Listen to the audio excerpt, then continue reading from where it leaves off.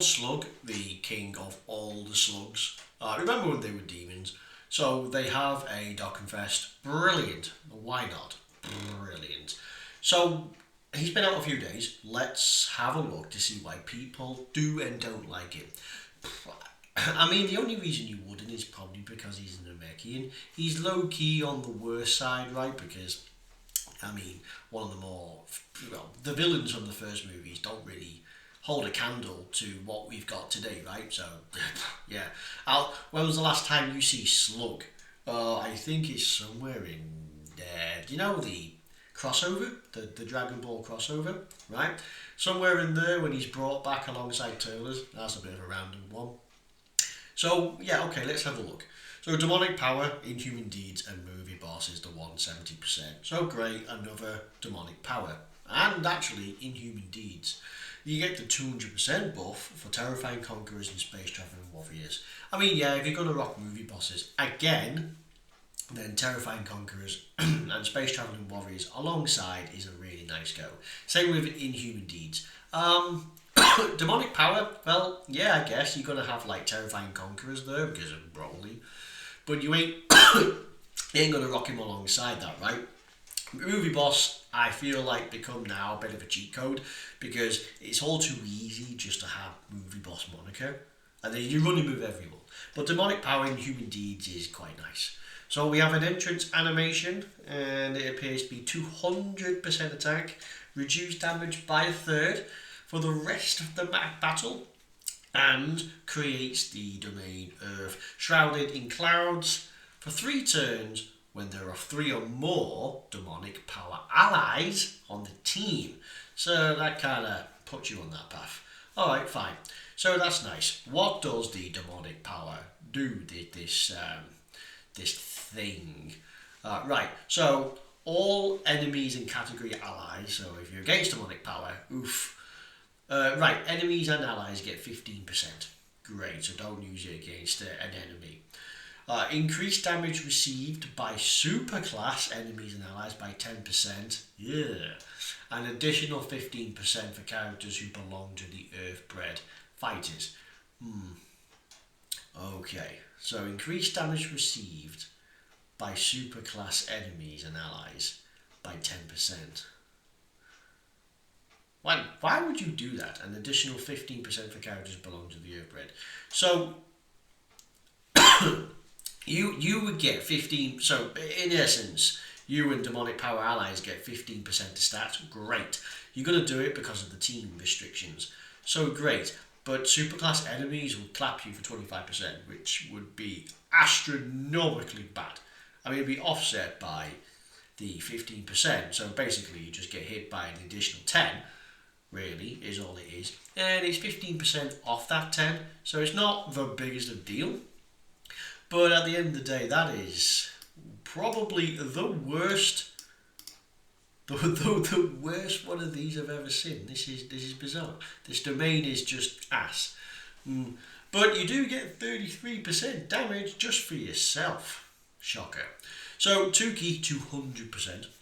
And an additional flat out damage reduction of a third as well. So you could have 2/3 damage reduction for a few turns. Normally 33%. So that's actually pretty good. You get an additional attack, 70% chance to super. Our super attacks, what do they do? Raise attack and defense for the turn, 70% chance to stun.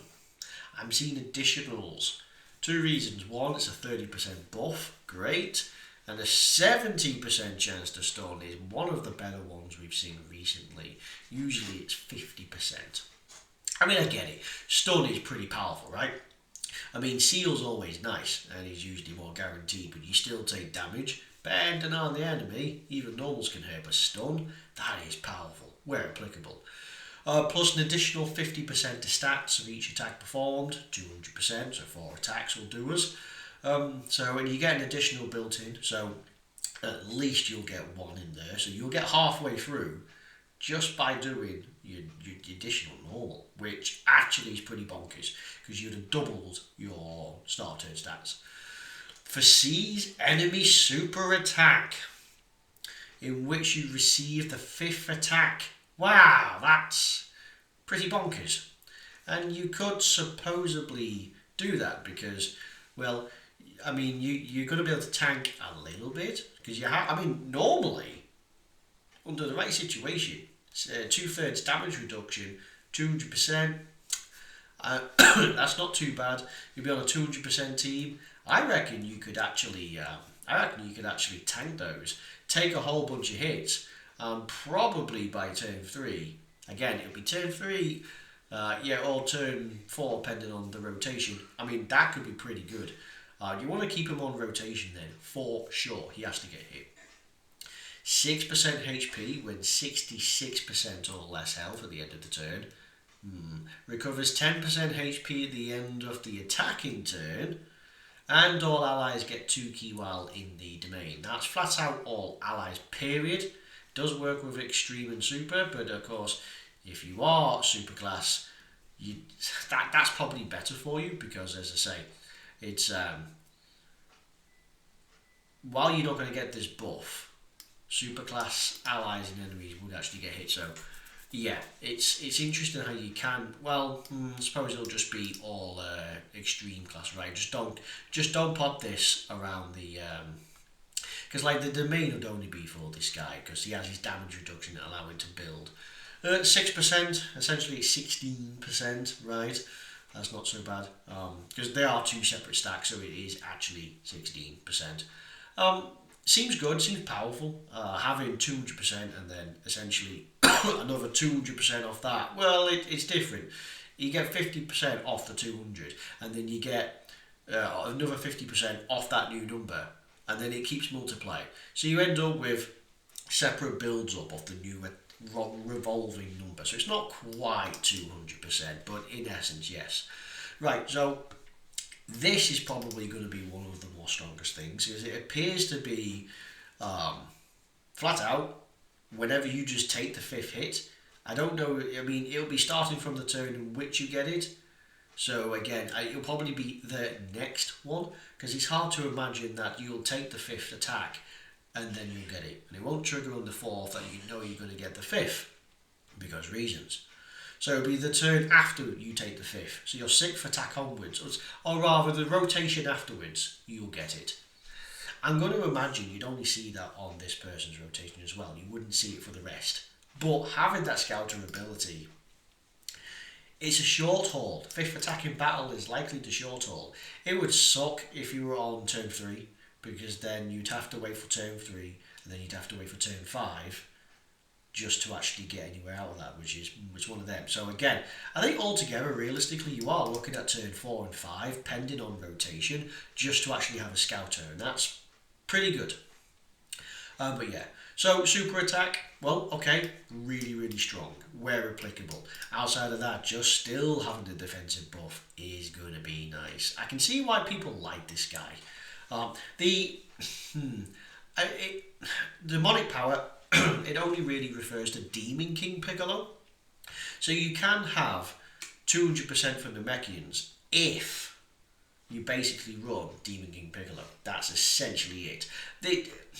It's this guy. So you got him, there's a tech, there's an int, there's a tech LR. So there are a number of options.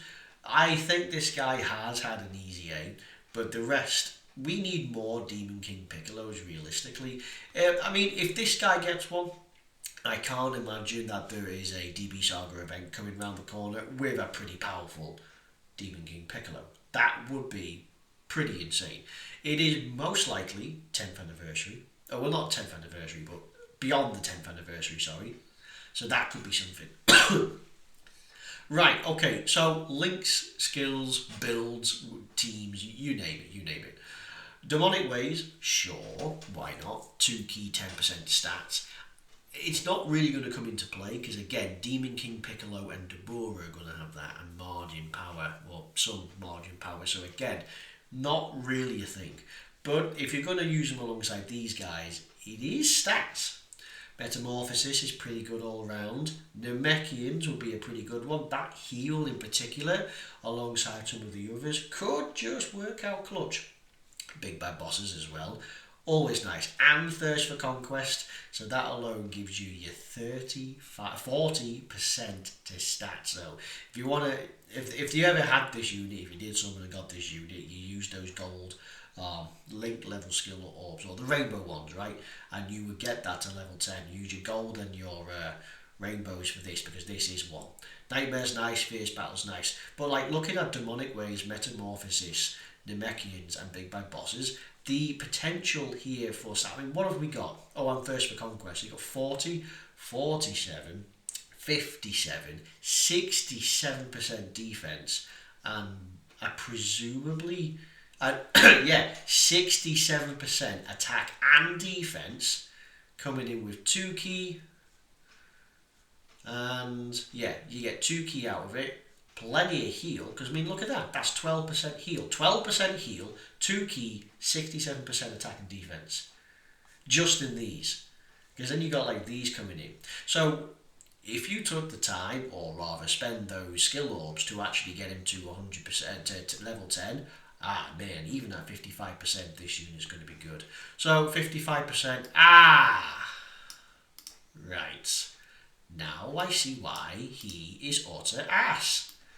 Well, I say that, no, he's not utter ass, but I begin to see why these numbers are very impressive, and people don't like him, because no matter how big those numbers are, this is bad.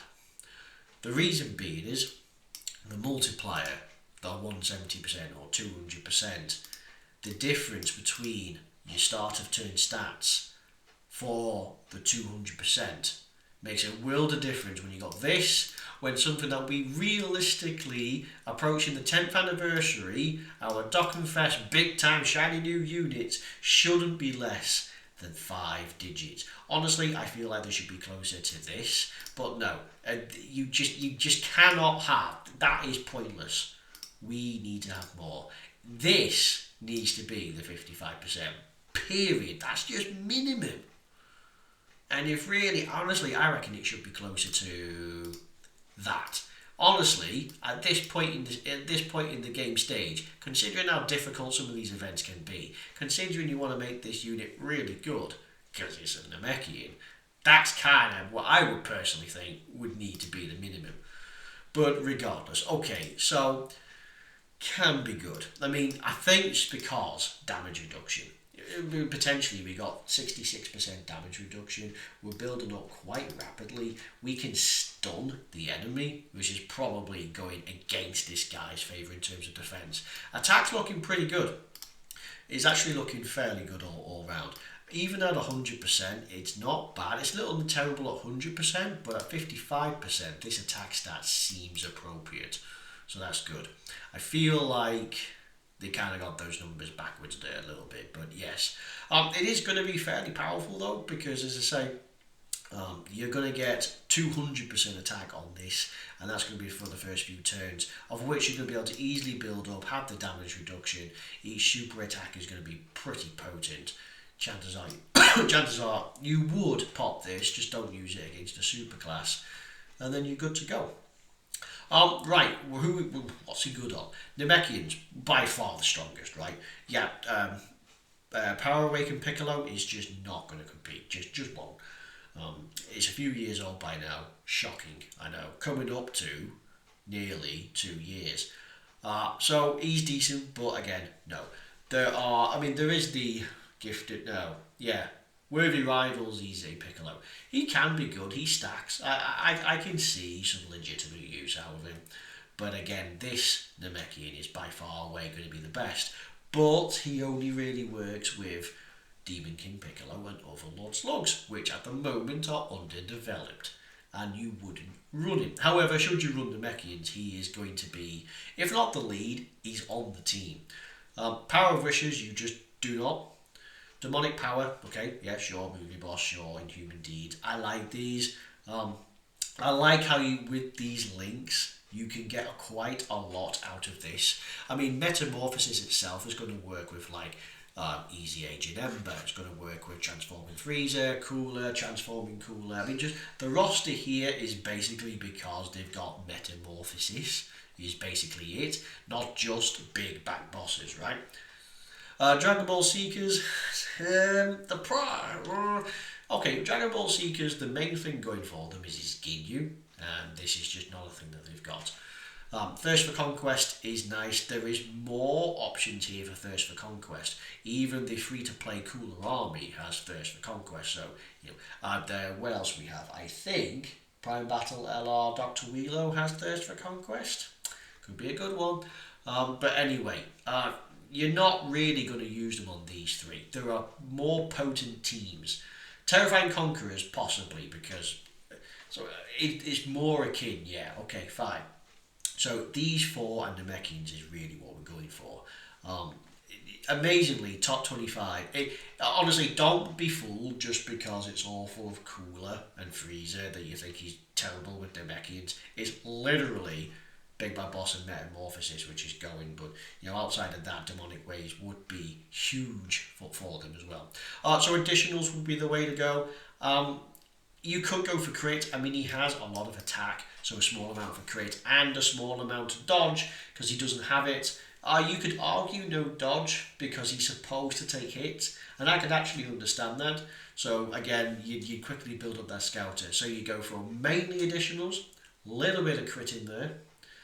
With the additionals in mind though, the whole purpose of additionals is just to get this. Now you have one additional built in, but nothing else. So even if it was just an additional normal, all you would get is 3 of the 4.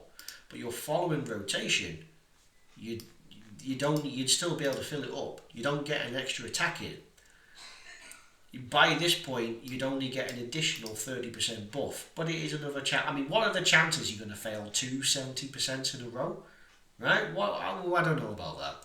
You probably want to balance out the crit and the ads just a little bit. More favourable, of course, with the additionals, only literally for the power. But again, crits would massively help out this guy. Personally, you could slap on like 1 to 5 dodge, just because it makes it more overall rounded. But I can understand that if you just went for additionals and crits, that would be quite ideal. Crits would really maximise this guy's attack, which would be huge. But anyway, yeah, that's it. Lord Slug. He's good. He has his foibles. I think this is weird, right? Yeah. So, I mean, sure. You wouldn't really pop it, especially against a superclass. But, yeah, sure. Seems good, builds up, powerful Namekian. Strong link set. Reasonable team. So yes. Anyway, thank you very much for watching. I have been the Normal Playing Guy, and hey, I will see all of you on the next one. Thank you, and bye bye.